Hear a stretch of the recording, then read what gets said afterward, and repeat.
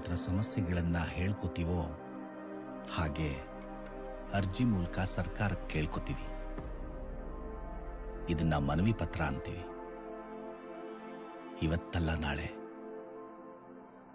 ಸರ್ಕಾರ ನಮ್ಮ ಕಡೆ ತಿರುಗಿ ನೋಡೇ ನೋಡುತ್ತೆ.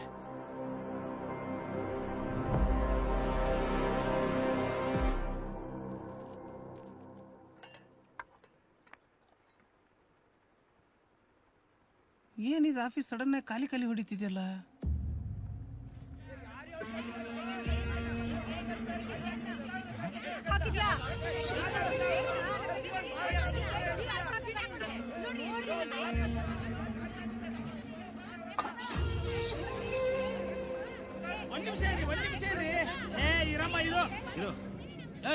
ಬೀಗ ಯಾಕೋ ಹಾಕಿದ್ಯಾ?